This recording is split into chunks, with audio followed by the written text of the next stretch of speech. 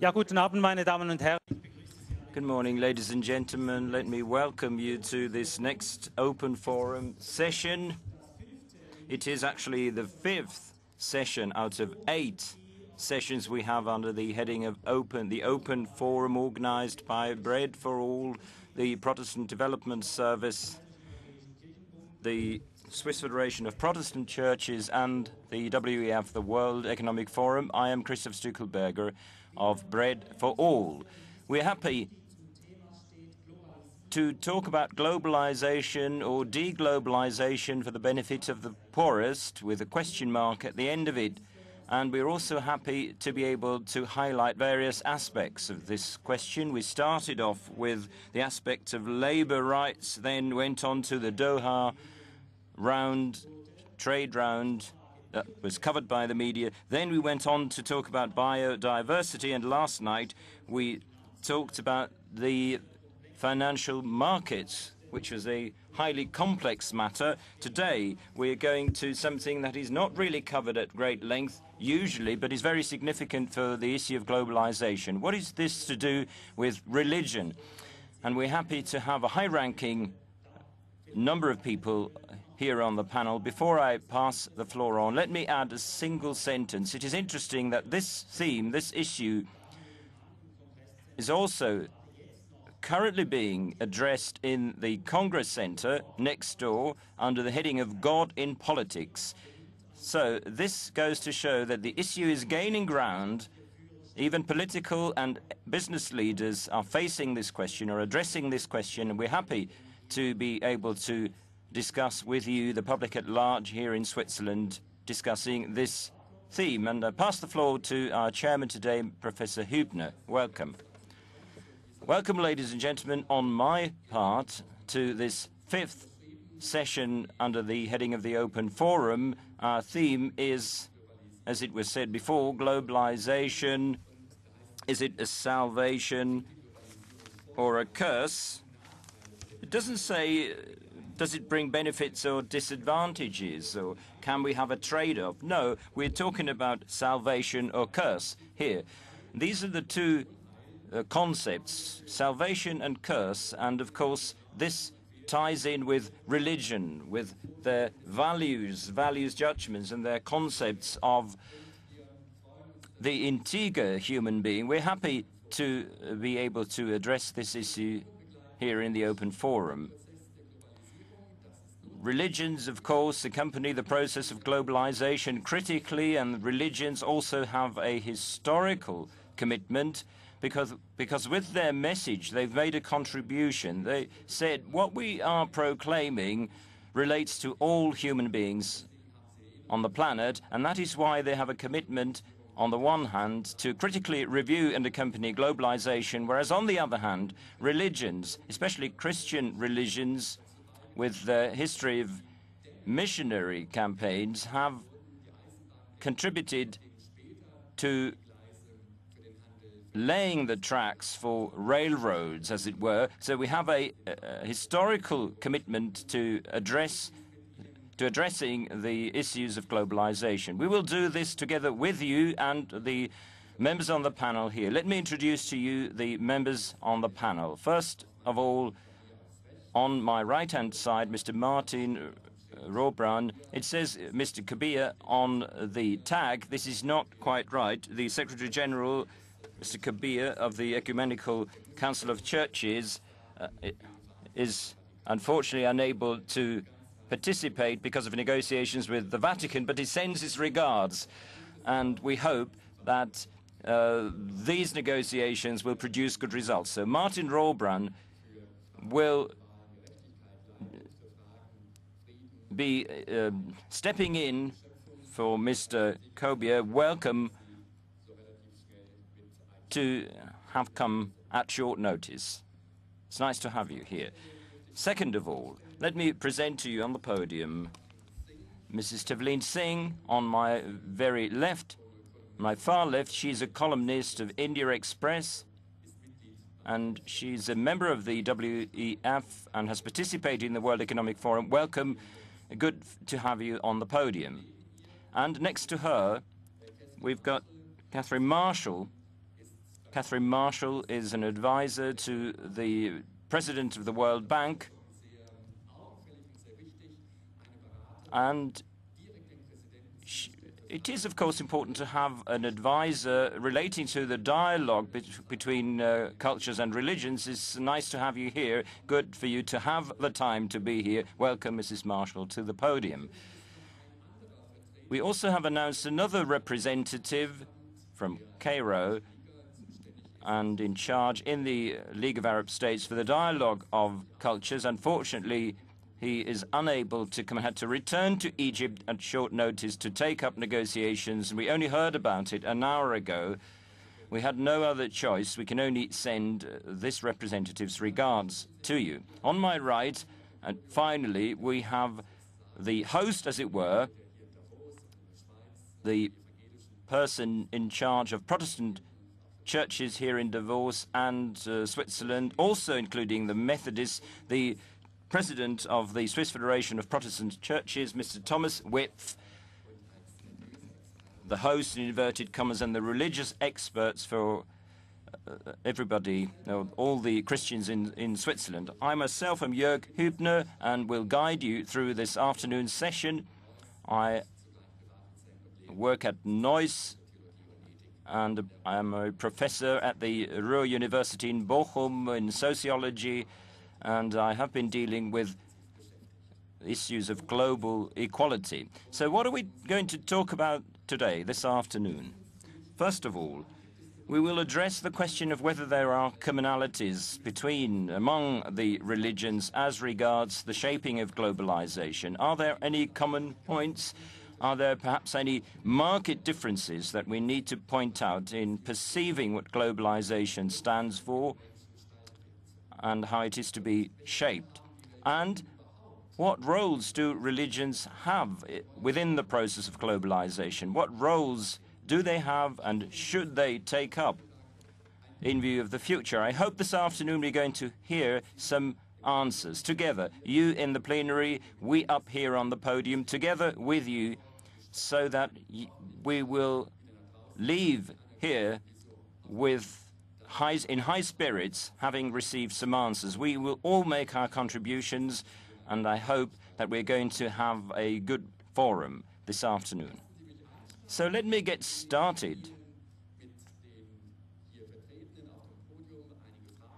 by putting some questions together with the members on the podium, and I'll start off in the same sequence as I presented the people with Mr. Rohrbrand first. You represent the Ecumenical Council of Churches, and in this Ecumenical Council of Churches, we do not only have Protestant churches, but Orthodox churches represented as well. Are there any market differences in terms of perception of globalization between the Orthodox churches and the Protestant churches? What do you think? Well, thank you, Mr. Hübner. I would like to send the regards of the proper Sam Kobia, the Secretary General of the Ecumenical Council of Churches. He asked me to send his regards. He is very unhappy not to be able to be here and to pass this afternoon with you. This is what I wanted to say at the outset. I am also happy to see among you the Archbishop of Cape Town. I'm very happy to see you here, because you will certainly be in a better position than myself to address many of those questions.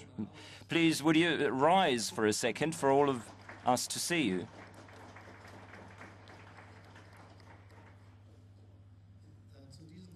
So you would be in a better position to address all those questions than myself against the background of the issues involved in South Africa. You know that in Switzerland we have the issue of apartheid debt that is a subject of lively discussion, integration of South Africa in the world financial system, world trade, that involves several problems for the South African society, and perhaps we can hear from you about these issues. Now, coming back to your question, what's the view of Orthodox churches and Protestant churches, and are there any major differences? Well, first of all, there are differences in terms of perception between various Orthodox churches and various Protestant churches. We have been able to observe that Orthodox churches, which of course are not all the same, But let me generalize at this point. Orthodox churches tend to have reacted much more sensitively to cultural and legal aspects of globalization. On the whole, they are national churches. They are very much identified to their population, their nation, and they consider the process of globalization as a process of imposition by North Atlantic, European, and American development of culture and legal aspects. And they reacted to that very rigidly, very strongly. This had an impact on the Ecumenical Council of Churches, whereas the Protestant churches, again, in a different manner, depending on how close they were to the effects of globalization, tended to have dealt with issues of economic globalization and its effects, in particular on the poorest. Let me say that in the Ecumenical Council of Churches, for the benefit of clarity and to provide structure in the discussion, we have joined an attempt of a definition that was done as early as 1995 in the World Social Summit in Copenhagen, when globalization was considered a historical process that has evolved over various periods of time. Perhaps the 19th century was a phase of globalization with the British Empire, with free trade, which then, however, led to 2 world wars. And one could also talk about the current phase and consider this to be a historical process and a political and economic project of globalization, which, by integration of trade, financial systems, is producing change and has a lot of implications, in particular for the poorest. Why? We are seeing it in front of our eyes because it hasn't brought about more equality, but more inequality. And this, of course, is an ethical challenge. Now, name a typical issue of an Orthodox church, or a typical question of an Orthodox church, and then a typical question by a Protestant church. Well, of course, I was referring to the initial situation. A typical question of an Orthodox church would be, what do all the Protestant sects intend to do here? They can see their countries opening up, Western culture coming in, and also religious expressions coming in, and they consider this to be a problem, a challenge to their self-identification. This was an initial and a typical reaction. Now, we have gone far beyond that, far beyond that.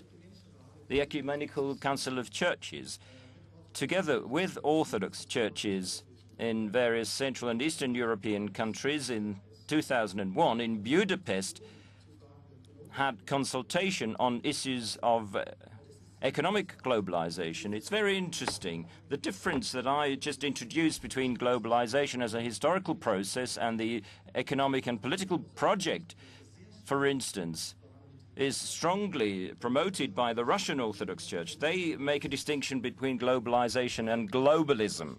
In the French language, the distinction is between globalisation and mondialisation. One is the historical process of evolution, increasing cooperation, which reflects a historical trend with an intrinsic contradiction. And on the other hand, we've got the project of globalization, where the Russian Orthodox Church would call it globalism. We have our difficulties with that, because when the Chicago boys came to Moscow using their recipes to turn around our country and our economy, that's what they say. Well, now you are a Protestant theologist. Would you say, looking at the Orthodox churches and their issues and questions, would you say that globalization is becoming a substitute for religion in the modern world? Could you answer that by a simple yes? No, I wouldn't say it's globalization. I just made a distinction. It's a concept that is used in so many ways. Different people mean different things with it. That is why we need to have a definition. We need to say in what sense we're talking about globalization. And that is why we tried to make things clear for us. What we have been observing as being discussed in particular by Latin American churches is that the core process of economic globalization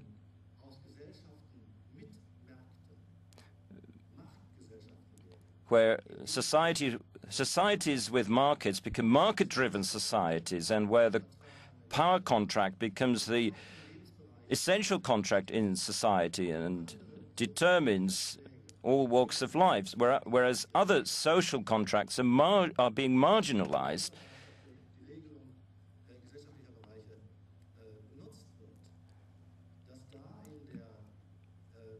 In these situations, we have been able to observe that the market is worshipped. 2 weeks ago, we just had consultation on equitable trade and globalization in the United States, and representatives of 39 churches from the United States, from Canada and Mexico said there was ideological assumptions. There's worshipping, basic worshipping assumptions that were supporting this trend of converting societies with markets into market-driven societies. So there was religious devotion to the mechanism of markets. Thank you. Now, let's turn over to the other side, to Mrs. Tavleen Singh. Mrs. Singh, Mr. Robram just said the social forms are being marginalized in a society of power. Now, you come from India, and you come from a country which clearly suffers from the disadvantages of globalization, certainly also has some benefits of globalization on the other hand. How do you perceive the varied religions in India? What effect do the religions have on globalization, on the process of globalization, and how do religions behave as vis-à-vis globalization in India? Well, for a start, since I come from a poor country and I'm the only one on the podium who does, let me just explain to you how it looks from where I am. If there hadn't been globalization in India, we would have had an AIDS epidemic rampant. It's because of globalization that there is awareness of healthcare issues that did not exist before India began to become part of the global village. India, as you probably know, was a completely closed country, almost as closed as China or the former Soviet Union, till 1991 almost. Not only was the economy closed, but socially we were closed. And it's because of globalization that a lot of other things have happened in India. So when we talk about disadvantages, to tell you the truth, I think that the advantages outweigh the disadvantages. You have not just healthcare, where there's been clear benefits from globalization. There's technology, there is computers, there's labor issues that were never discussed before. And as for the poorest of the poor, they all benefit from these things. They're not in any way disadvantaged by globalization. Where religion is concerned, the Hindu religion, I think, is totally uninvolved in globalization, is completely disinterested in it, and is a globalizing religion in itself. You know, I mean, you have Hindu spirituality now in distant corners of the world. So, you know, maybe it's sort of reversing the historical process in its own way. We have the second largest religion, which is Islam. We have the largest, almost the largest Muslim population in the world. And I think where the Muslims are concerned, there has been an effect because, as you know, that most of the terrorist issues involving religion and, you know, apparently as a reaction to globalization are from the Indian subcontinent because Osama bin Laden and that whole sort of thing. So that has had some spillover effect with the Indian Muslims who identify with what they think of as the international Muslim persecution. But I think that only the Muslims have a problem with globalization, and even they not very seriously. Können Sie diese Probleme, it's coming, it's coming. Can you perhaps describe in more detail the problems that the Muslim seems to have with globalization? Just a more detailed description. Well, there is the traditional Muslim education in India, where, because Muslims tend to be conservative about sending their children to liberal or government public schools and things like that. And in those schools, the only thing that is taught is religion. So although they don't intentionally teach fanaticism, if all you're taught from, in your childhood is religion, and taught one religion, and taught that that religion is superior, then that creates its own problems. The Taliban, as you probably know, were influenced by one particular religious school in India, and would not have existed if that school hadn't existed. Ah ja. Sie gehören selber. You yourself belong to a religious group, is that correct? I'm a Sikh. Was würden Sie? What would you then say yourself? What is your personal opinion? Has globalization become a kind of substitute for religion? No, I don't think they're related. I think that religion was globalized in colonial times. We had Christianity come with the missionaries, and they didn't do as well as the Muslims who came with swords. So, it was globalized, but I think, we're much more enlightened now, and there isn't a problem as far as I can see. Dankeschön. Thank you so much. Mrs. Marshall. Mrs. Marshall, you have a very special position. You're Counsellor to the President of the World Bank and responsible for the dialogue between cultures and religions. So I'm sure you know a lot about religion and views and ethics and values. Do you think there is anything in common that the religions have when it comes to globalization? Do you mean with each other? Yes. Or with us? No, zueinander. No, with each other, with each other. Zu Ihnen komme ich. But I'll say something about your person in a minute.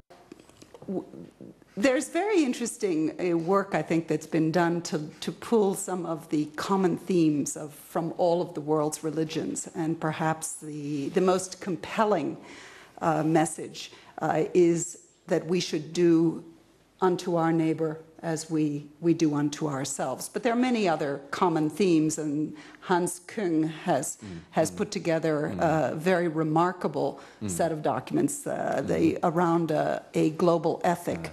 I think what we see as the most important commonality among the different religions, but also something that we share as a mission and as a passion, is the concern about the excluded and about the poor. I think that is at the core of virtually every religious tradition. The solutions to that can be very different, but the basic concern about the poor. Now, we have, as in the World Bank, as you come in the front door, it says, our dream is a world free of poverty. And another area that we believe is a very strong common element is the concern on education and health. We estimate, we don't really know, that perhaps 30 to 50% of education and health services globally are provided by the religions. And just to mention a third area that I think is a very powerful common concern with strong elements in all the religions is the stewardship of the earth, the concern about the environment and the treatment of God's creation and nature, which is very much a shared concern among the development community and the worlds of religions. Dankeschön. Thank you. You have presented a very special program here, which is a very surprising one indeed, because you also are in negotiation with the World Council of Churches, with Mr. Kobia, Mr. Obra, and you have entered into cooperation with the World Bank, between the World Bank and the World Council of Churches. So you must say that the World Bank is probably more in favor of globalization, whereas the World Council of Church less so. So what kind of cooperation is possible, and what common goal do you have? We have a very interesting dialogue that has been going on for nearly 2 years with the World Council of Churches, and we call it a dialogue, and we use the word dialogue advisedly. That dialogue is not preaching, dialogue is not explaining, dialogue is not debating, and dialogue is not just words. Dialogue is about a willingness to enter into an understanding that where one is prepared to be transformed and to learn. And when we talk about dialogue among civilizations or dialogue among religions, dialogue between the worlds of development, which is quite secular by tradition, and the world of religion, I think we need to take this term dialogue very seriously. We also need to take partnership very seriously. So we've started, we are, I think, midway perhaps through a formal dialogue process with the World Council of Churches. Perhaps the most interesting first stage has been that it obliged us to take a look at how we were seen by the other. And in this case, the images of the World Bank and the IMF were not flattering images. We were seen as ideological, as rigid, interestingly, as preaching, but above all, as driven by specific ideologies called a neoliberal paradigm, and motivated by interests of power. Now, we see ourselves fundamentally differently. We see ourselves as focused on poverty as our constant bias and compass. We see ourselves as very pragmatic. When I work in Mali, I work very differently than when I'm in Cambodia or in Bolivia. Very different solutions. We can be talking about totally different solutions on privatization, for example, the very same day. And we see ourselves as a learning institution where we learn as we go along. And likewise, on the religions, there have been many who, within our institutions, who see religions as very political, as really counter-development, for example, on issues of the role of women, women's rights, as being unwilling to change, as having not being part of the realities of the world as we see them. So the first stage has been a process of learning about how we see each other, and then I think recognizing this common passion for dealing with the problems of the poor and poverty, and learning that there will be areas where we disagree as well as areas where we disagree, as well as areas where we agree. Just one last comment, that we see a tremendous potential for partnership with churches and religions in the Millennium Development Goals. The fight against HIV/AIDS involves critically the religions, both in their health services and in their moral leadership, and in helping societies to see the realities and the implications of the realities. But education is something that has deep historic roots in religions, health, environment, all the other issues I've mentioned. Herzlichen Dank. Thank you so much. Now, that's quite a different perspective of the World Bank, and gives us a different idea of the World Bank than we have. Now, on my right, we have the host. You are a parson of a community in a very beautiful part of Switzerland, here in the Alps.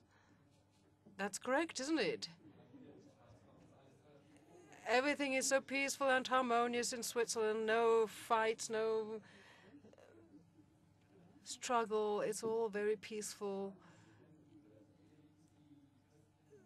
So perhaps you could tell us how your flock, your members of community, the Christians out in the field, at the grassroots, what do they feel and say about globalization? How does globalization affect them and how do they react to it?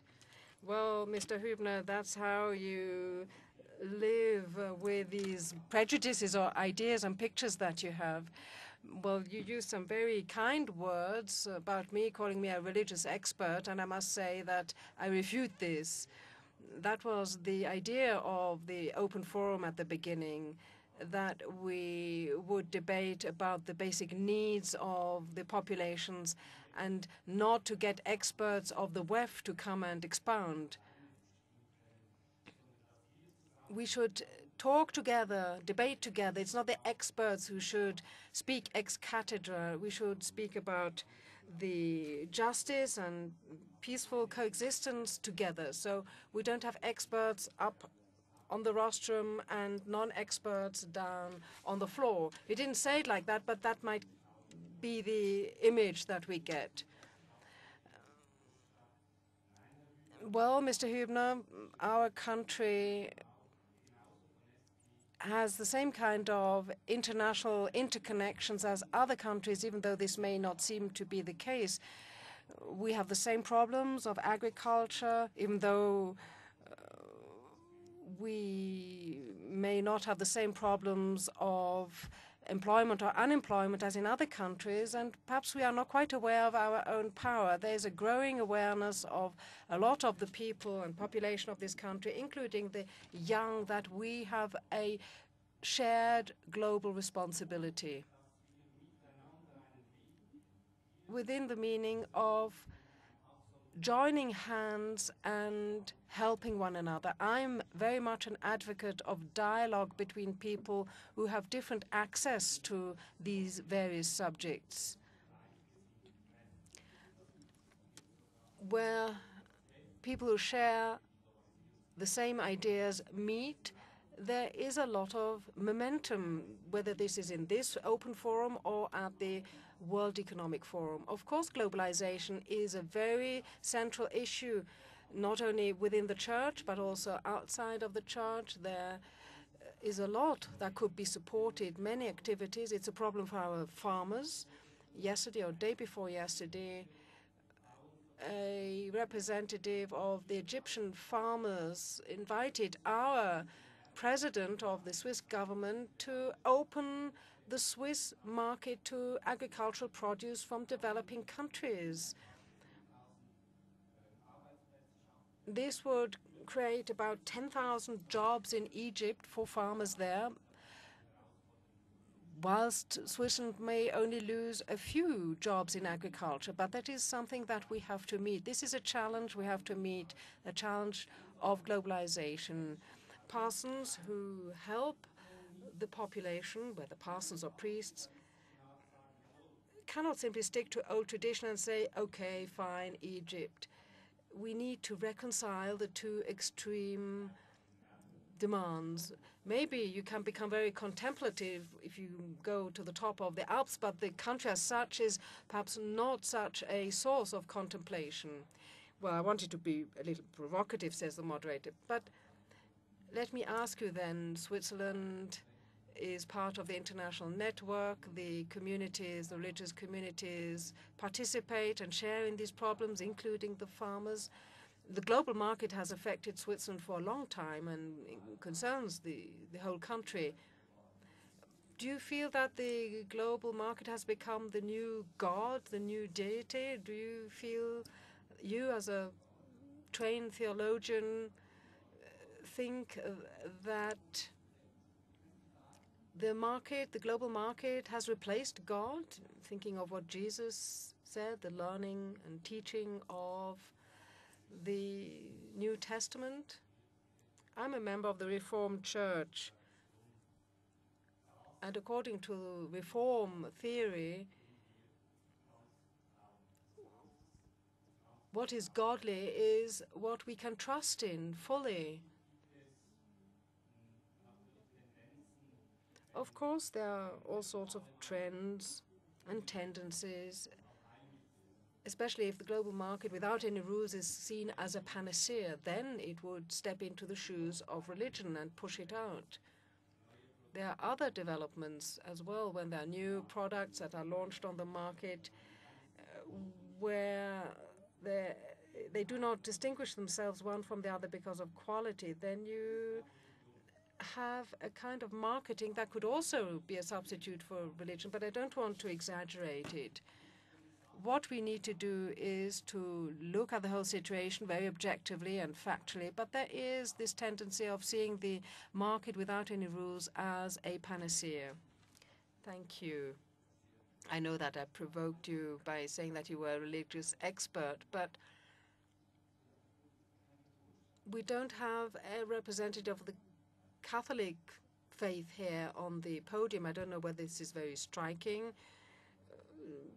Does this mean that the Catholics have a less important role in Switzerland? But when you consider your contacts with your Catholic colleagues, do they see globalization differently than you do? Are there any differences, interfaith differences? Well, the fact that there is no representative of the Catholic faith here is a coincidence. They didn't really show an interest in taking part in this debate, but it's an interesting thought.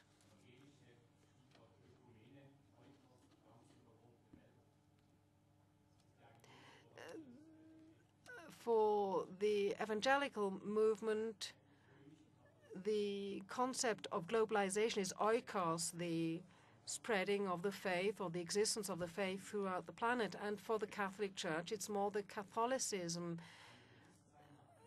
Our sister church has a different cultural awareness, though obviously believes that we are all sisters and brothers. Our religion accepts globalization to a certain extent, but also criticizes. I would hope for a little more Catholicism in awareness in our church, to have a little more awareness about social and economic issues. And may I perhaps already announce 2 questions, if you permit me so.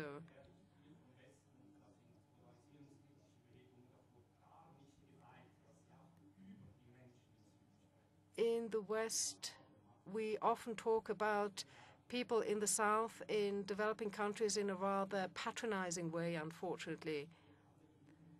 Now, I wanted to ask whether you, Ms. Singh, were speaking about all Indians when you say that they don't really have a problem with globalization. Haven't millions of people in India also felt the negative aspects and impacts of globalization, besides the positive ones, which I think are very acceptable? And then, Mrs. Marshall, a question for you. You can answer as you like. What are the values that are discussed, or which are the guiding values of the World Bank in this dialogue with the World Council of Churches, and what do you expect of the church or churches? We now could just be servants or execute tasks. We want to help with the other major and minor religions to make sure that globalization is not empty of values. We don't want to simply provide ethic justification for globalization. So 2 very specific questions have been put to Katherine Marshall and Tavleen Singh. One of the questions I wanted to put myself, indeed. Mrs. Singh, can you speak for all Indians? Are you speaking on behalf of all of them, or are there different perceptions about globalization in your country, maybe a little more critical? You have described the advantages very well, but would you like to respond to the question put by Mr. Wipf? There is the Indian left wing, which consists really of left-wing intellectuals who earlier on, who were bred in an atmosphere of Cold War, sort of anti-Western sentiment. And they've linked the globalization issue, as you may have read from the World Social Forum's debates and speeches, to the war on Iraq. And there is a certain group of middle-class Indians, you know, I mean middle, upper middle, not poor at all, who do object to globalization because they see it as, they're actually all very westernized themselves. This is English-speaking middle class that I speak of. And they're the ones who feel that there's a problem. But when you go, I travel the whole time, I work, you know, my work takes me into the villages. There's no problem with the poor. And I do, you know, it annoys me hugely to come here, and I don't know whether it's out of political correctness that people talk like this, but they speak for the poor as if they're familiar with the poor and poverty, and I don't think they are. Because to the poor Indian, who's never had, for instance, a telephone, and now because of mobile phone technology, you have farmers with telephones in their hands they can afford to buy. Because in the old socialist India that we had, everything from roads to electricity, everything was considered a luxury that only the rich and the middle class were allowed to have. It's only since 1991, since globalization began to enter India, that there's been any difference of, that there's even been an aspiration to a standard of living with the poor. So yes, I think it is very patronizing when I hear about India, about poor countries spoken, you know, in this way. And the objection really comes from rich Indians who have a left-wing perspective.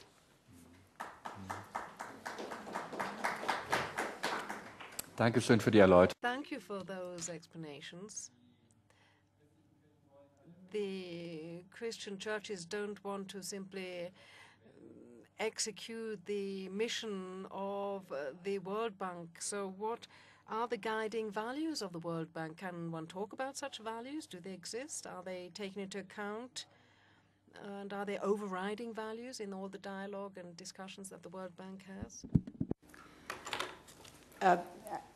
I think I need first to give a factual reminder that the World Bank is a cooperative institution of member states, 184 member states, and the basic policy framework and thus the basic values come from this case law evolution of discussions over a 55, almost 60-year period of experience in development. So the membership, the fact that this is an international body is important. Another comment, which is more a cultural issue about the World Bank, is that in an effort to have fairness and in an effort to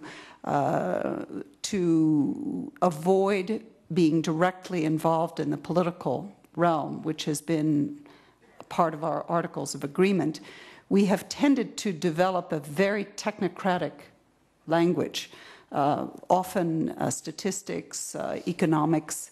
And my personal conviction is that we take the most fascinating and passionate issues of our time and turn them into excruciatingly boring language and sometimes documents. But the fact is that underneath there are these realities. So let me try to address a few of the values. I think we believe very fundamentally in a basic right to a decent standard of living. This is what the Millennium Development Goals are about. It's about what our mandate is. And it means, it's a very pragmatic meaning, that every child should be able to finish primary school, that no child should die of hunger, no woman should die unnecessarily in childbirth, that people have the right to an access to health and education, to clean water, sanitation. Now this it's doable. It's a very practical possibility. It's something that many countries have come to terms with, and we talk about it globally. And at a theoretical level, it's very simple to say that we need to raise this level. So it's a very practical issue of how you do it. The more complex issues come in what then. what kinds of society. And clearly there will be very different kinds of society. But we do believe very much in freedom and in the giving everyone an opportunity to develop themselves to their maximum potential. Once we have a level playing field where for example, if you could guarantee a minimum standard of education, of quality education to everyone, that would at least be a start to that. Two other things that are a little bit more controversial, and that is a subject of debate with many people from religious organizations, is that we are very convinced that growth, economic growth, more production is necessary in order to have enough to share, to raise the minimum standards and to give people the opportunity for creativity and expanding their lives. And finally, we do stand very much for basic ethical standards in use of resources and in the power of transparency, of openness and open debate, learning, pragmatic learning by doing, as a very key element in the way that a future will be shaped that we think needs to be a very diverse future, that's respectful and defends the right of whether it is Switzerland or Laos or Cambodia or Honduras to have their own character and culture, but at the same time that citizens of all these men and women, girls and boys, have the right to develop themselves. Dankeschön. Thank you. And what do you say about that, Mr. Kobia? Are you happy with what the World Bank is doing? Well, words are one matter, but then acts are something different, especially in very specific terms. The advantage that the members of the World Council of Churches have is that they don't talk about the poor. The poor are their own flock in very many parts of the world. Now, as somebody who works for this organization, I am also obliged to make these voices heard. Now, whether they are farmers or rural dwellers, prostitutes in Bombay, fishermen on the coast of India, women from tribal communities in Kobia, which have dealt with the aluminium and bauxite factories, tell a different story than the one that has been told us by Tavleen Singh. I'm not doubting what she's saying, but I'm just saying that we have the obligation to be the spokespeople of these messages. The poor, their voice has to be heard as well. That's our main problem. I'm sure you know the fairy tale about the rabbit and the hedgehog, and there's a competition, a race between the two. The hedgehog starts running with the rabbit, but the rabbit continues running, and since the race was started by the male, the rabbit doesn't know that at the other side of the field the female is already there, and the rabbit doesn't understand that is actually racing against two, a male and a female hedgehog. I think you need a lot of good faith in this debate. As a bank, you therefore work with all the financial instruments, but at the same time, one has to bear in mind the social elements as well. Now, if we take the values that we profess, there seems to be more understanding and agreement between people of good faith. There is a problem, however, when you look at what happens in the field at the grassroots. And India may be a very good example of what we are discussing here, how there are different perceptions and how these different perceptions lead to different judgments. Now, when it comes to the World Bank, you may have read that quite a different organization, Oxfam, one of the non-church organizations dealing with development work, though with the same concerns as other organizations such as Bread for All, has given its opinion about the poverty reduction measures, especially as they are to be applied to India, and have wondered whether this is participation or consultation. There's a difference between consultation and participation. In consultation, you listen to what the other side is saying, but participation is something different again. So at some level, we are speaking the same language, but in specific terms, the results may differ. Now, if you look at the scandal of indebtedness, which is an ongoing scandal, look at Argentina, for example, had a debt of 8 billion before the beginning of the military dictatorship, and at the end of the military dictatorship, this debt had multiplied by more than 6 times. You have now an indebtedness of more than, I think, 150 billion.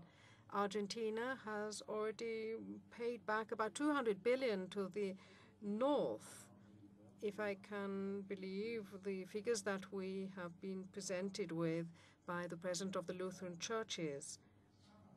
But don't we all have to feel shame when we hear this? This flow of money from the south to the north every year of more than $200 billion.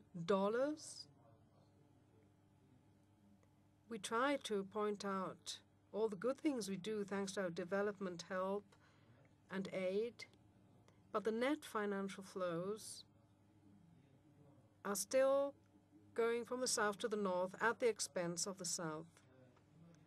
So one really has to magnify the question and look at the finer detail and listen very carefully to what is being said.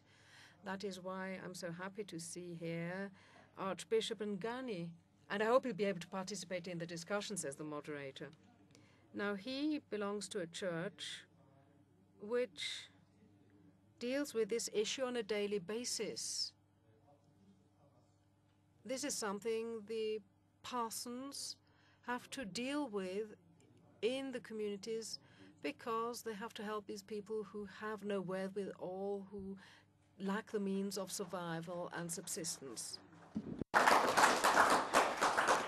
Herr Wipf scheint mir auf seinem Thank you, Mr. Wipf. He seems to be getting very agitated because he's not really very satisfied with all the answers that have been given. Well, I'm not going to blush hotly red because of the debts of Argentina. As a representative of the Ecumenical and the World Council of Churches, you take note these comments, but I am ashamed of what happens at a local level, of what our politicians do, but I cannot bear the global responsibility. What I find is missing is any kind of indication for what we could do next, and it will paralyze me to do anything at all if I am to be made to feel responsible for Argentina's debt.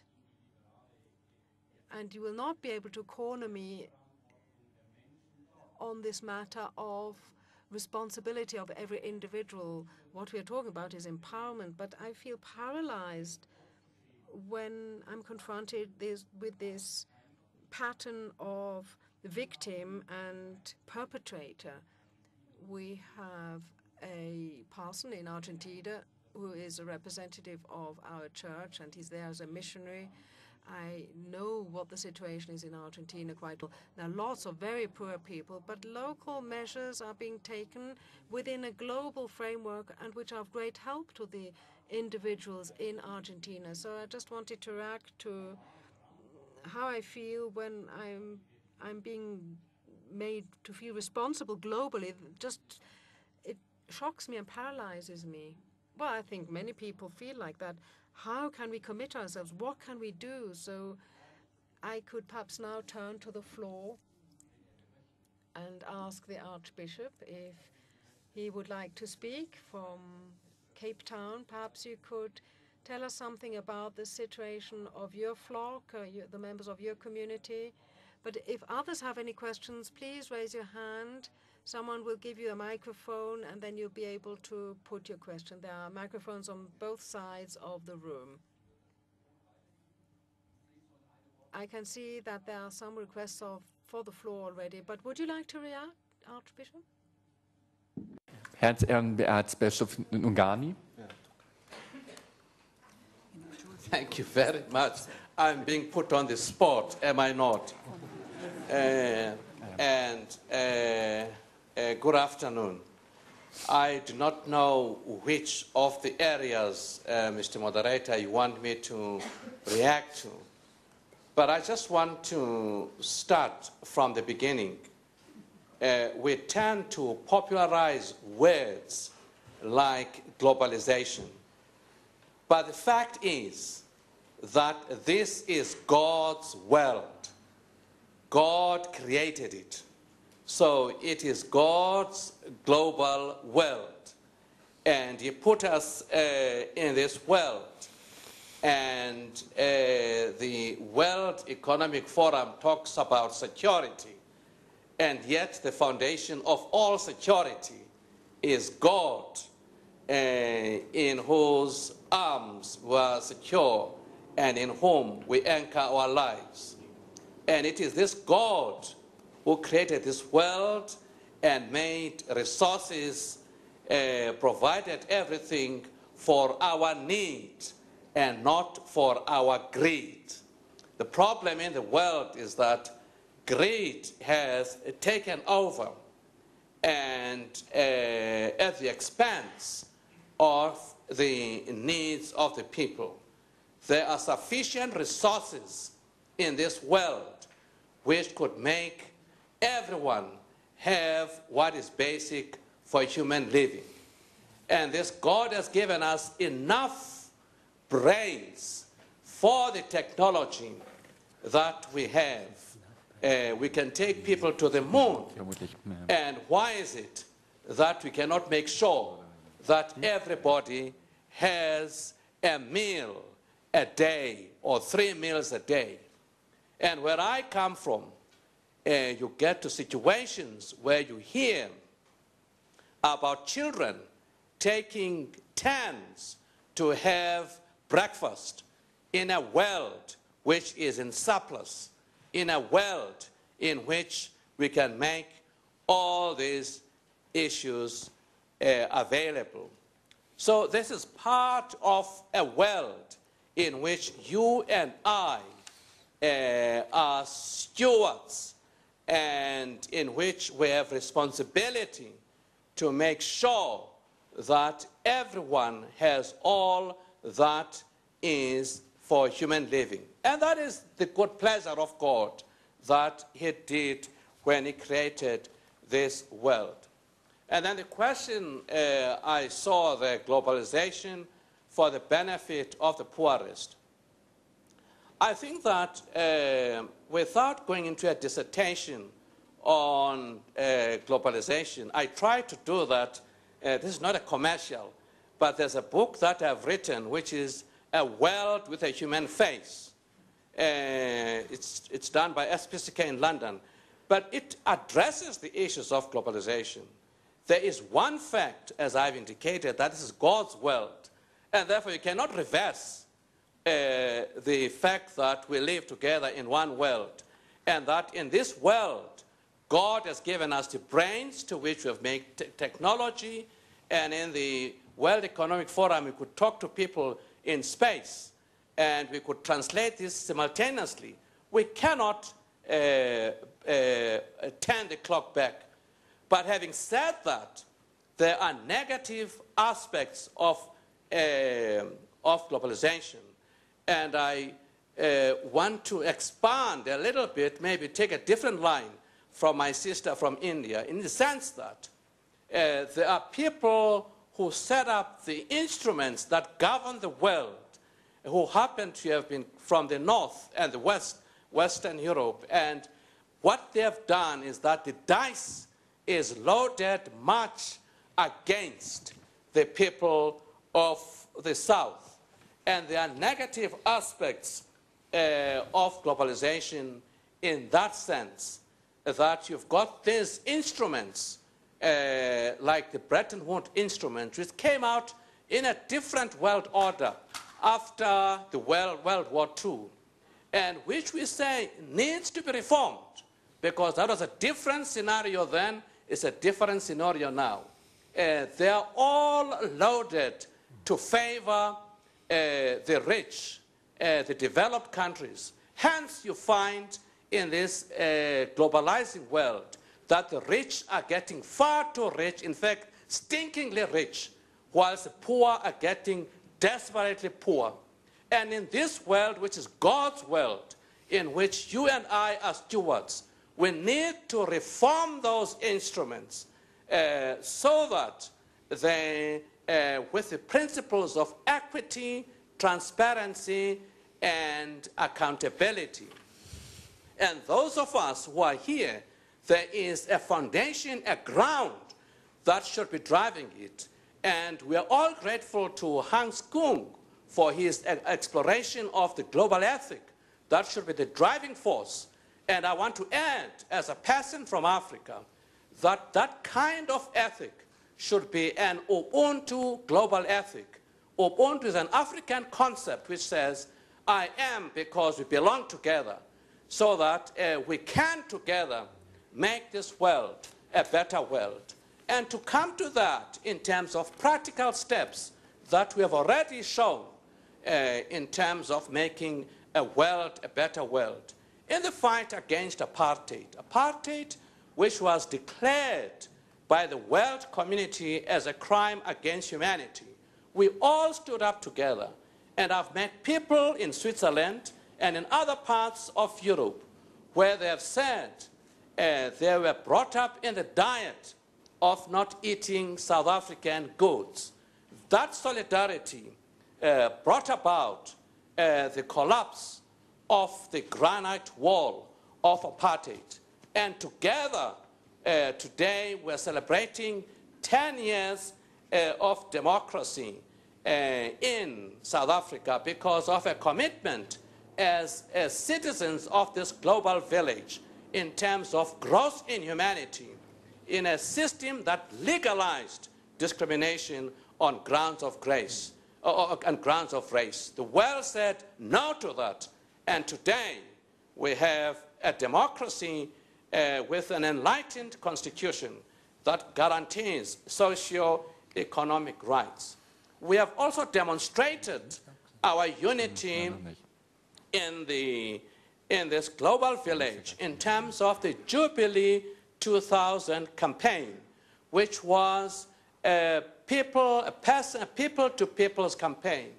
And I think I want to make my brother and friend, Dr. Wipf, very comfortable because it's not to say that we want people to feel guilt for debt taken. The fact of the matter is that these debts were created in terms of the time when there was surplus of investments. And countries in the South, in the developing world, were advised to do X, Y, Z for this money. And they were advised that from what accrues, they'll be able to pay this money. And of course, it did not work like that. It was bad advice. And we are paying for bad advice. And the issue about these debts is that the original capital that has been borrowed has been paid, if not once, if not twice, thrice over. And what the developed countries are talking about in this burden of unpayable debts is the accumulated interest. And my dear friends, an unpayable debt is an unpayable debt, period. In domestic law, and I'm sure it applies here in Switzerland. If it applies in South Africa, it must apply here. If we enter into a business transaction and it doesn't work well, there are bankruptcy laws in domestic law which enable us to deal with that so that the debt does not fall into our children. In international law, that doesn't exist. These institutes, instruments set up by the Bretton Woods become judge, jury, and everything. And so what we are saying is that we need fairness, we need the leveling of the playing field so that these new developing countries can take off. One example. Yes. Dankeschön erstmal. Thank you so much for this very impassioned plea. Thank you. I'm sure we will be reacting to what has just been said up here on the rostrum, but let's have some more questions from the floor. Someone down here on the left who wants to put a question? Thank you. I'm Ahmed Abdallah. I'm from Egypt. And I'm talking now in behalf of Alternative Globalization Egyptian group. And I'm moderating a small group called South Group, which is a non-governmental organization based in Egypt. I am a Muslim, and I am an activist in the alternative globalization, or you call it globalization of justice. And I think that religion, the relation between religion and the issue of globalization and what's going on. For Islam, for example, I think that it relates to the issue on some certain levels. First, the level of values, because Islam, like all religions, call for justice, human dignity, and the other package of positive values. The second level is on the level of motives. In our context, in our cultural and social context, to be an activist, to act for others, actually you have to have a motive. To be a little bit, between practice, missionary person, you have to have a motive. And I think that the most strong motive in our cultural and social context is, again, faith and religion. So this second level of relation between Islam as a religion and what we are talking about. Another comment is about will. In Islam, maybe this is interesting, that God's will becomes after people's will. In Quran, which is our holy book in Islam, there is a verse, the translation of the verse that it means God will comes after people's will. And the verse said that God doesn't change anything unless people go and change themselves and change their life conditions. So God's will becomes after people's will. For example, I take myself as an example. I consider myself a religious person, and I feel homogeneous. I feel peace only when I stand for globalization of justice with brothers and sisters from all over the world, from all backgrounds, calling for a better world. I think that acting for better world, I think about it as a religious duty as well as a human duty. For me, it is equal, religious and human. I think this is something so relevant to my life, to our experience in Egypt as Alternative Globalization Egyptian group, for my small group, which is South Group. Thank you. Haben Sie noch eine besondere Frage? Did you have a question? Did you want to put a question to one of the people up here on the rostrum? Did you have a specific question? Actually, from for World Council of Churches, because I used to cooperate with them because I'm interested in interfaith dialogue as well. I want to ask them, the World Council of Churches, about their attitude towards what's going in Pompeii, because I think that they have maybe wider delegation there, and could the World Council of Churches make something like a bridge, or maybe strengthening the bridge between World Economic Forum and Social Forum, maybe one of the bridges? This is my question, and thank you. It was a comment and a small question to World Council of Churches, and thank you. Danke für den Kommentar. Thank you very much for the comment, and thank you also for the question, and I'll immediately pass it on to Mr. Kobia. Well, thank you very much for that question. The World Council of Churches has sent a delegation to Bombay to participate in the Social Forum, and was joined by other sister organizations that are also involved in development aid. With these partner organizations, we spoke out very strongly about the social, cultural, and other rights.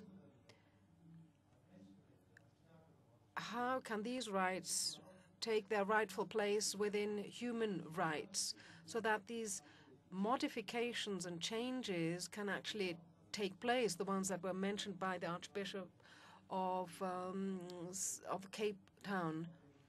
Mrs. Marshall said quite rightly that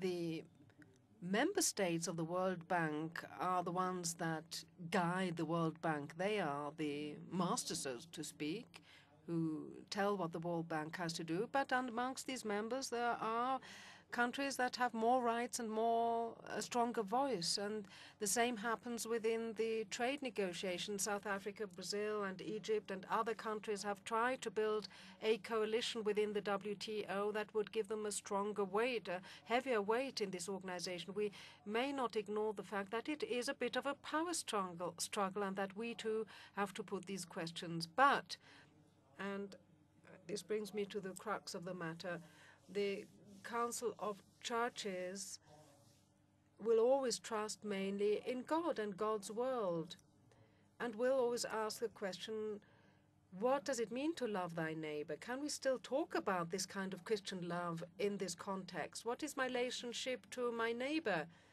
Can this be conveyed through political and economic processes, or is this love not being changed, distorted continuously?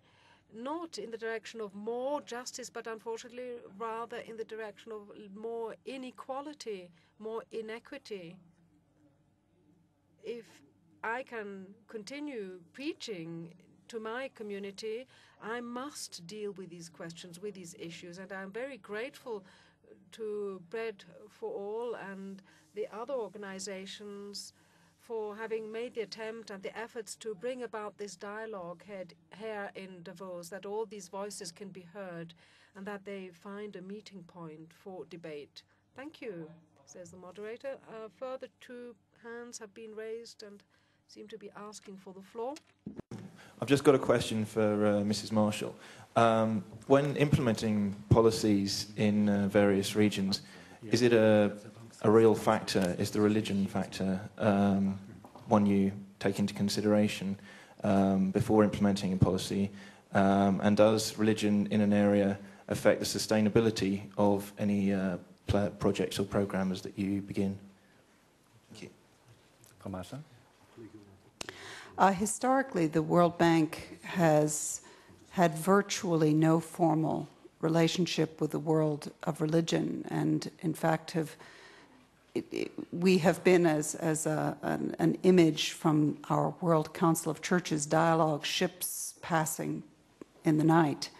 In many ways, the activism of churches, including the Jubilee 2000 campaign, but other movements as well, certainly led our president, Jim Wolfenson, and at least part of the institution to much more awareness of the enormous importance of the role of religious institutions, leaders, and people's beliefs in the development process. So we are really at a frontier exploratory area. From having worked on this for about 5 years now, I am increasingly conscious of the vital role and very different roles that religious beliefs, institutions, and leaders play. Sometimes a very, very positive role. The voice of compassion, the voice for the poor. Obviously, sometimes a much less positive role. The need for peace among religions is so fundamental to human security.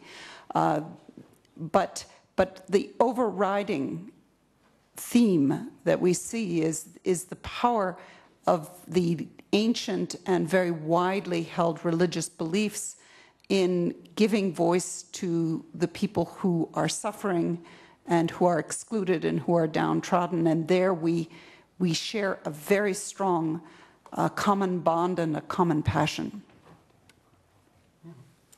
Dankeschön.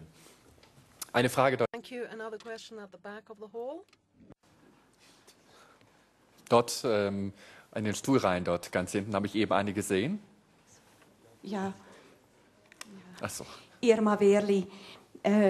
Frau Marshall, erlauben Sie mir, Ihre Antwort ist mir ein wenig zu vage geblieben. Ich möchte nämlich etwas Ähnliches fragen wie der Herr da hinten. No. So sorry. So. Here we are. No, it's okay. It's okay. Translation is okay. Just continue. Ask the lady to continue. It's okay. Just continue. Mrs. Wehrli is... Mrs. Marshall, you advise the World Bank on ethical issues. Does this mean in specific terms that you also have some influence on the projects? Do you screen the projects that are envisaged as to sustainability, the rights of the minorities, and so on and so forth? I'm just putting this question because I took part in the podium discussions at the public eye, where very critical questions were put about the role of the World Bank. For example, taking the pipeline that is being built between Baku and Turkey. Now, I don't know whether the World Bank is financing this project, but it is being financed by private banks, and we know exactly that these pipelines are going to be running through conflict areas such as Chechnya, Georgia, and one also knows that about 30,000 farmers will be expropriated, so that very basic rights are being discriminated against. Now, does the World Bank deal with this? Do you then, Mrs. Marshall, have any influence when you screen and monitor and control projects? Dankeschön für die Frage. Thank you for that question. I think Mr. Wipf would like to make a comment before we ask Madame Marshall to respond. No, Mrs. Marshall first, if you could respond. I do not have an overall police role for ethics in the World Bank. It's exploratory. The language of ethics has not been very much used historically in the bank, and mine is a role of exploring where these issues are beyond really formal policies and rules of behavior, which are the responsibility of others. We are dealing more in the complexities of development, where there are trade-offs of rights, and the kind of issues we're discussing here today, of the fundamentally different visions of who we are, and above all, what the development challenge is, and going through a dialogue process into why globalization, for example, is seen as a salvation or as a vampire, as a tidal wave destroying cultures, or as something that is the salvation and gives the opportunity. That's the kind of issue we're dealing with. To answer your question, though, the bank has been shaped by an extraordinary range of policies which are designed to safeguard environmental, social, cultural rights, to a point that one of the major criticisms of the bank now is that we are so unwieldy that governments like China sometimes decide they don't want to deal with us because our processes, for example, for examining issues of land rights or of environmental protection are so elaborate that they are costly and they are time-consuming. On the other hand, there are other countries which take the opportunity of essentially looking to international standards on expropriation or on compensation and advancing and really raising the bar on best practice. Another final comment, I have worked in the development business for some 32 years and so have been very much involved in the full range of agricultural projects, social projects, including structural adjustment programs to try to set countries back on a sound footing. And I can testify myself that the kinds of internal thinking and discussion that goes on the benefits, on the direction, on the of have we learned from experience elsewhere, is this well suited to the country concerned, it's an enormous and very sincere process in which we're involved. We've made many mistakes, as have many countries, many governments, many institutions, but I think two important conclusions are, one, that we see today how much more complex these processes are than we thought 25, 30 years ago. And secondly, that we are learning. We are fundamentally a learning institution, learning by experience, good and bad, by the models which work and by some of the failures, including the bitter disappointments which we see in too many countries, particularly in Africa, but in other parts of the world. Dankeschön. Thank you.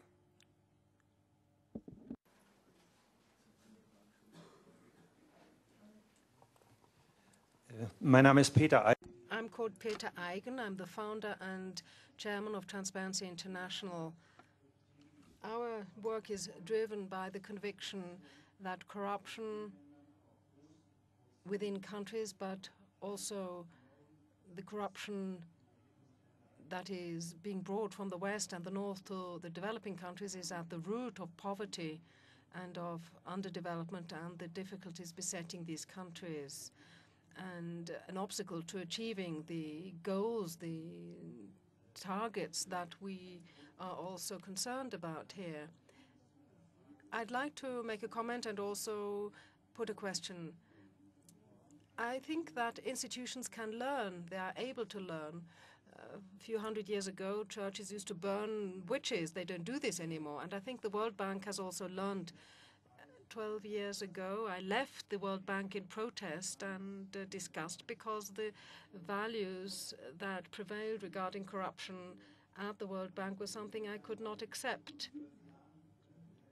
So I turned my back on the World Bank 12 years ago and created my organization. But I have now noticed that the World Bank has turned into a polis, especially under the guidance of Jim Wolferson. It is one of the most effective organizations in the fight against poverty.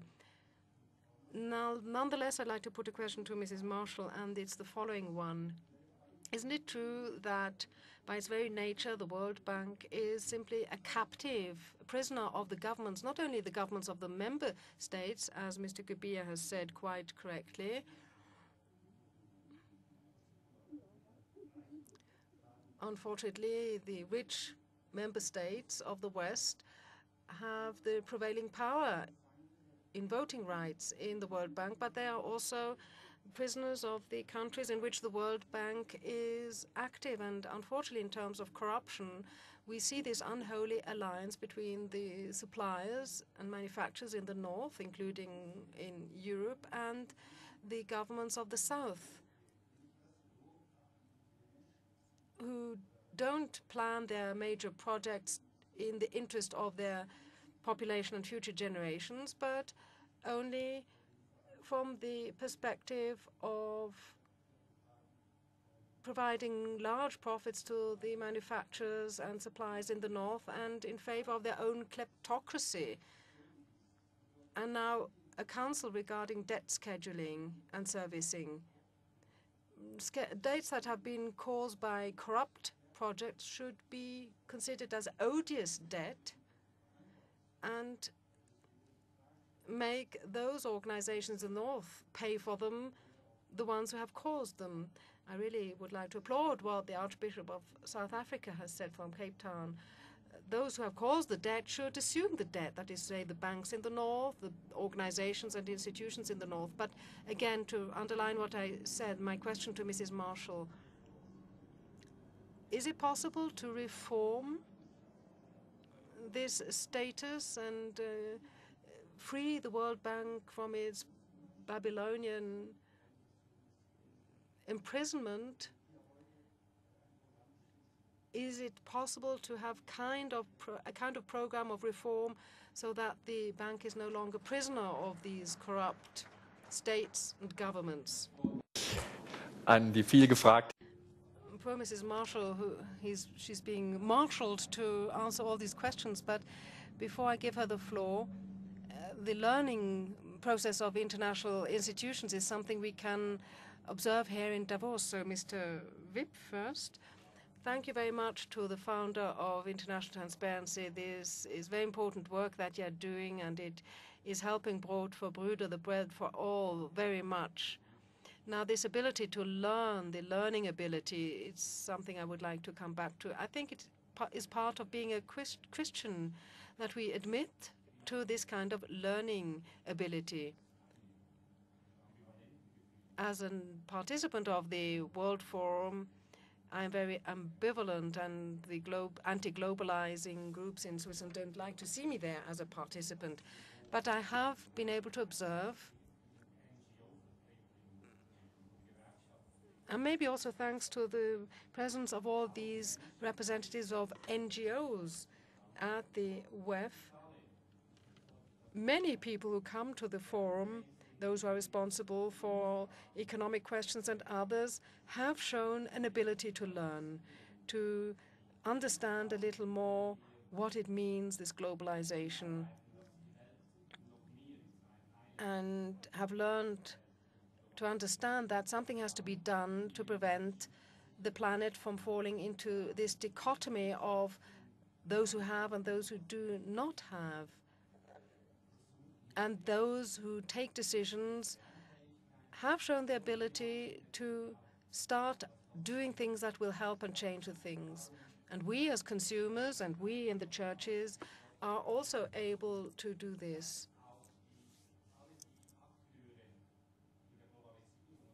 All those who have an active part and role in globalization or in the criticism of globalization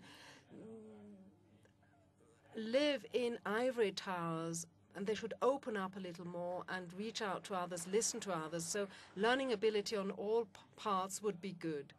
The moderator, what about the World Bank? Does it have this learning ability? Is there any program that is being planned, something that we could take home with us and think about?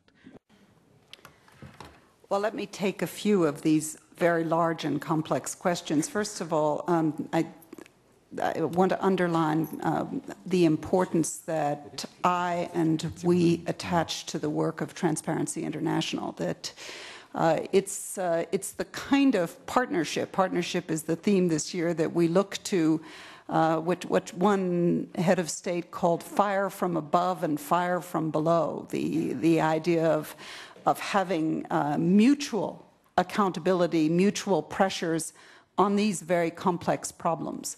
And I would look to the same kinds of partnerships in the churches. On the issue of debt, that's one of the few issues where I would, in a sense, accept that the World Bank as an institution in its financial policies is very much subject to the negotiations among the owner states. There has been enormous progress since, for example, I worked on Bolivia's debt in the mid-1980s. They're just beginning to have mechanisms for dealing with commercial bank debt. Then there was the public debt of governments to governments, and one of the issues remains the debt of the International Monetary Fund and the World Bank. Of course, the debt picture is quite different country by country. But the basic answer that we give is there's been enormous progress. There are many instruments. I think that the guarantee that Jim Wolfensohn has given is that a country will not be held back by unpayable debt, that we will find ways. We would like to see faster progress, more creative instruments, and I think above all we would very much like to see a thoughtful and orderly international bankruptcy equivalent process, so that, for example, Kenya under President Moi, that there would be a way of looking at the degree to which expunging that debt was reasonable, or the degree to which there should be new lending. So these are very, very complex questions. As far as the power structure goes, my experience, and just to give you a complexity of it, dealing with some of the smaller countries, in fact, we tend to see less of the real influence of the great powers. And I have tended to work on the Sahelian countries, Southern Africa, smaller countries where the weight of the power structure was seen less. So my personal experience is that we have not been driven by commercial interests. I have never succumbed personally to pressure from an industrialist to award a contract. I haven't, nor other kinds of pressures like that. But I also recognize that during the East Asia crisis, there was enormous pressure to mobilize vast amounts of resources, far more than we see for Africa, in matters of weeks. The process of change, I think, and this does come back to how we are all engaged, is that we need informed public policy and dialogue about the challenges of development. And we need to be open to and willing to learn. We need to be transparent. We need to be prepared to come into any setting and to hear any voices, whether it's the voice of a villager in Malawi, or whether it is a very critical group of people, even armed with tomatoes or pies. It is a process that because we are all engaged, this is our world. And if we do not ourselves make ourselves accountable, even beyond the letter of the law, accountable to hearing these voices, we cannot succeed. And I think that is what we have to do. Herzlichen Dank. Thank you very much. There are lots of questions left, but unfortunately we've already overstepped our schedule. I'd suggest that you put very short questions, and I'll ask all of the four speakers here to make some concluding comments also very briefly.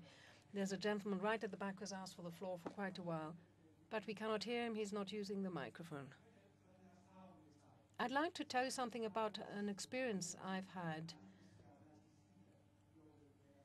There are large and a great number of global players in this small country. I was able to moderate a dialogue which was very, very promising. We had representatives of NGOs, of the economy, and of the government around the same table, and I was very impressed by the fact that all participants were aware of the problems that we have to deal with, and I feel that the times of black and white, painting black and white, has now slipped into the past. Mr. Wipf mentioned paralysis. I wanted to know whether in Switzerland there are similar round-table discussions. I come from Liechtenstein. It's a very tiny country. It's even smaller than Switzerland, so it's not so difficult to meet. You don't have to travel very far. But do you have such round-table discussions with representatives of the churches, of the banks, of the economy, of government? I'm not saying that the churches have a better experience or expertise in moderating such debates, but maybe you have had some similar experiences in Switzerland? Thank you. I'm expressing my own personal opinion, my opinion as a woman. I'd like to congratulate the two ladies up here on the podium. You've really spoken from the depth of my own heart and soul. And I'd like to put a very specific question to Mrs. Marshall. Right. Mr. Wolfensohn had once declared that the development and the promoting of the female education in the south area of the globe is a very urgent task. And now my question, can you give me one concrete example where the words of Mr. Wolfensohn had made the turn in Umsetzung, empowerment? Are you able to cite one example of empowerment concretely, the development of women education, because the gap is huge, huge between the education in the south, between girls and boys. Thank you. Und dann Thank you, sir. My name is Termsak. I'm from Thailand. And I would like to speak from the perspective of a Buddhist so that we make our discussion more complete. But first, I have a question for the whole panel.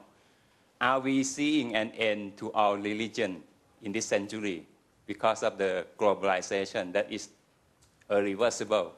I think that's a big question. I ask this question because we find more and more of religious values in contradiction, in conflict with globalization. We no longer talk about loving our neighbors. We talk about opening their markets. We want to sell more products, but we don't want to open our doors to our neighbor to come in and work in our economy. Talking from the perspective of a Buddhist, in Buddhism we talk about understanding human suffering, trying to have hope in a better life. And one of the sources of human suffering is greed, human acquisition. But how can we live in this globalization world when the principle, economic principle is capitalism, winner takes all? So that's why I see the conflict between religious values and globalization. And I ask the question whether we are seeing an end to our religions in this world. Thank you. Dankeschön für Ihre Fragen. Thank you for those questions. I'm going to pass on these questions to the speakers up here. Perhaps you could just take some make some very short comments. Is there any positive development for us to be rid of this paralysis? Is there something we can do in positive? Mr. Kobia, would you be able to say something about that? Would there be an example that you can see that that would be a positive further step where we, the churches, can help shape globalization? I'll give you two examples, says Mr. Kobia. The first one is the work done by organizations such as Bread for All and others, and simply place the facts on the table, demand for more openness and clarity and transparency and more accountability and more responsibility. For example, with regard to the financial crisis, Bread for All has produced and written a book that is very, very enlightening. I think it's very encouraging that more and more church organizations are putting this question and do not fear the conflict and the difficulties that are triggered off by putting these questions on the table. It is important for the churches worldwide to increasingly deal with this issue. It's very necessary. Now, secondly, the election of myself as Secretary General of the World Council of Churches gives me courage to believe that the World Council of Churches and all the churches will be heard in this debate. For more than 30 years, the terms of trade of Africa have deteriorated continuously so, and nothing is being done about it. So if we speak out against this, we hope to be able to change something. So if people like the Archbishop from Cape Town can be heard, we listen to each other and learn from one another and learn how to change ourselves. I'm very happy to hear you say, Mr. Eigen, that you could not reconcile what you saw at the World Bank with your own feelings of justice and that you decided to take a turning in your own career and your own life. And I think that's very encouraging to see and to hear that people are able to do so. Mr. Wipf? Just one sentence with regard to Mr. Ritter's question. Yes, in Switzerland there are roundtable discussions with representatives of the church and the economic sector. Some people in the economy have this threshold fear in getting together with the representatives of the church and religious communities. This may come from the fact that there's been a loss of confidence and trust because the church representatives are attacked in such a way that any such debate is made impossible. But it's a mistake because religious and church communities deal with the basic issues of human beings and their existence. What are we here for? What do we do with creation? And we have to force such a debate. And you probably know such people who are responsible for the economy and for finance, whom you could turn to and try and incite to a long-lasting and fruitful conversation and debate. Now, I don't feel basically paralyzed, especially not when I see how many people are interested in this subject and deal with it. But I feel paralyzed when I'm being made responsible for Argentina's mountainous debt, as I said earlier on. And if one tries to make me feel involved directly, but maybe I can learn from that as well. There's one thing that I've learned here in Davos and the World Economic Forum is this approximation and rapprochement between the Islamic world and the Western world, represented by very strong and good men and women. I've met these very strong women who come from the Islamic world, and we have to continue this debate. We have to not give up what we believe in. We shouldn't be afraid of saying to a Muslim, I am talking to you as a Christian person. We should not be afraid to stand up for what we are and what we represent. This interfaith debate is very, very valuable to see whether there's any commonality between these religions, to see it from the perspective of human, social, economic, and financial rights. We have to listen to one another, and I'll close very quickly now. We have to listen to those, even though we may have preconceived ideas about these people. Mrs. Marshall. I'm delighted to be able to answer a question about empowerment of women. It's something I believe in personally, very strongly, and all the evidence that we have shows more and more that this is one of the fundamental issues. You asked for specific examples. There's a very good girls' education project in Gambia. There's a lot of very interesting work happening in Bangladesh where there may be, the solutions may range from public policy statements to special changes in textbooks, to special funds or special scholarships for girls, and interestingly, at the other extreme, to having separate or better bathroom facilities. Microcredit is another very exciting opportunity that goes to the empowerment issue. A quick example, I think there's been evolution. I sat next to for several days as we co-chaired a meeting on Mozambique to the Prime Minister 7 years ago and talked to him about issues of women, and he looked at me as if I were crazy. We have other priorities, that's not important.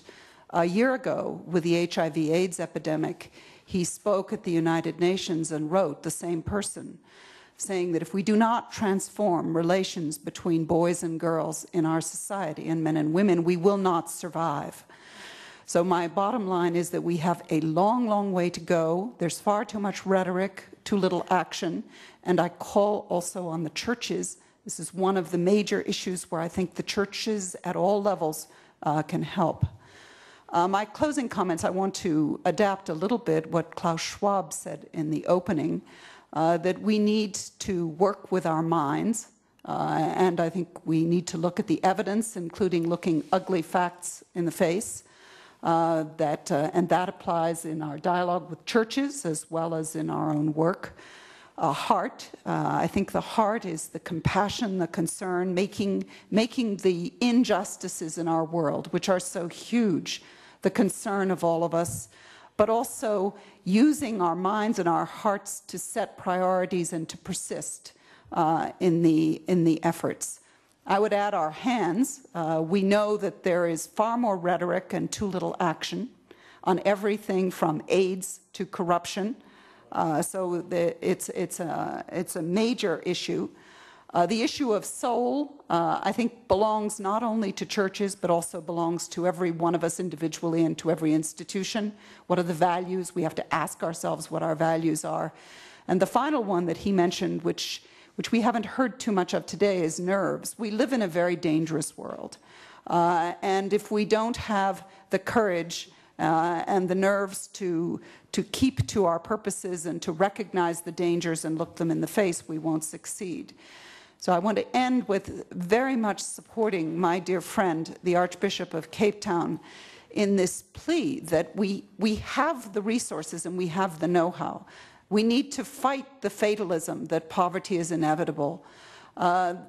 We need to stick to our determination to achieve the minimum, the bottom, which is the Millennium Development Goals, but also to work for a world with real social justice where all of our children, wherever we live, will have the same kinds of opportunities to develop themselves and to live the kind of life that they want to live, which is a combination of their past, their heritage, and the opportunities of the world at large. Thank you very much. Mr. Singh? I'm not sure what you want me to say. Is there an example that you could give us that would be indicating a positive way of shaping globalization and in relation to religion? All I want to say is, however flawed everyone here seems to think globalization is, I want to leave two statistics with you. Between 1995 and 2002, 120 million Indians moved from being middle class to being in a consumer class. Every year in India, 40 million more people go from being poor to the middle classes. This was not possible when we were socialist. And I really think that all of you who are so agitated about Western influences and poverty need to go to poor countries and take a look and see how much change there has been since globalization became a reality. Thank you, Sven. Thank you. Well, warmest thanks for your participation. I hope that this has at least served the purpose of giving us a little more learning ability. I'm very pleased to invite you also to the next session, which will begin at 3:30 and will last until 5 o'clock. Can civil society contribute to peace? Thank you very much. Thank you also to the speakers up here for everything you have contributed. Thank you again. Kann ich in anderen Vernetzungen sehen, nicht? Aber nicht als